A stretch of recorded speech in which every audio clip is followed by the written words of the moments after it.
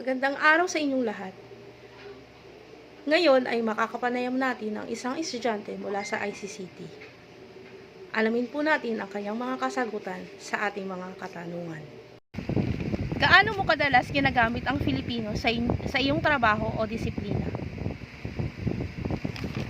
Araw-araw kong ginagamit ang wikang Filipino sa pakikipagkomunikasyon sa bahay, trabaho o eskwelahan dahil ito ang aking pangunahing wika.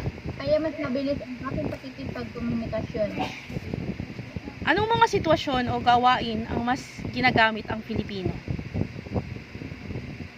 Karaniwang ginagamit ang wikang Filipino sa mga casual meeting sa pagpapaliwanag ng mga instruksyon para mas madaling maintindihan sa kasiyahan man tulad ng inuman o tismisan ng magbabarkada. Ano ang kahalagahan ng paggamit ng Filipino sa iyong disiplina? Mahalaga ang paggamit ng Filipino dahil mas mapapadali nito ang komunikasyon at mas magiging malinaw ang pagpapaliwanag. Nakakatulong din ito upang mas maging komportable ang lahat sa pakikipag-usap. Ano-ano ang mga hamon sa paggamit ng Filipino sa trabaho o akademya? Isa sa mga hamon ay ang kakulangan ng mga technical na salita sa Filipino. Minsan mas napapadali kung ginagamitan ng English, lalo na sa mga technical terms. Kaya nagkakataon may halong English na salita or Taglish.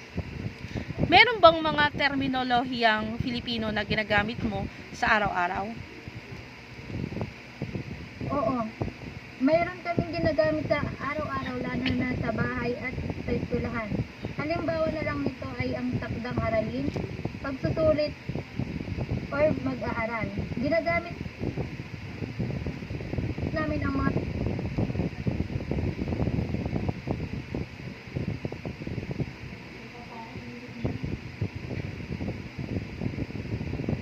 sarili wika sa pang-araw-araw.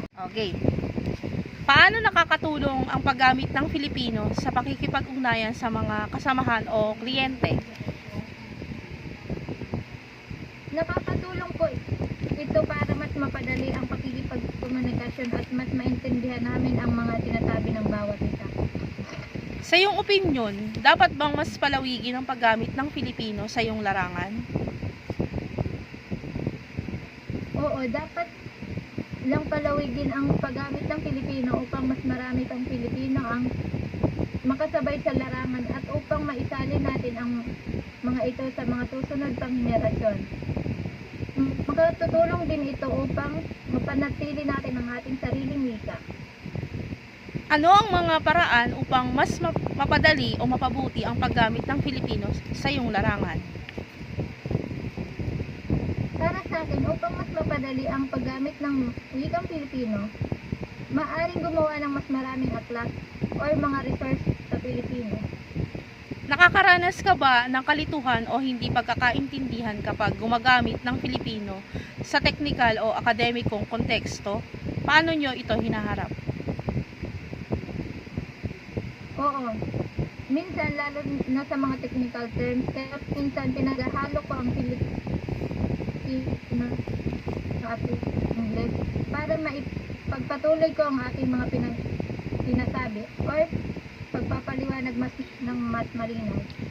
Maaari bang ibahagi mo ang isang halimbawa kung saan ang paggamit ng Filipino ay nakatutulong sa pag-unawa o paglutas ng isang problema sa iyong disiplina?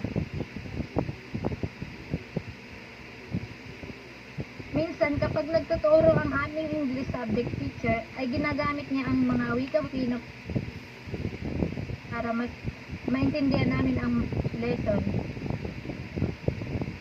Yun lamang. Salamat. Muli, maraming salamat ulit Binibining Ella sa ating maikling interview. Sa pagsasagawa ng pakikipanayam, alalahanin po natin ang bawat kwento at pananaw na ating makukuha ay may mahalagang papel sa pagpapalaganap at pagpapaunlad ng ating sariling wika. Hinihikayat ko po kayong lahat na yakapin ang gawaing ito ng may dedikasyon at pagmamahal sa wika. Dahil sa ganitong paraan, tayo mismo ang nagiging tagapagtaguyod ng ating kultura at pagkakakilanlan. Maraming salamat at mabuhay ang wikang Filipino.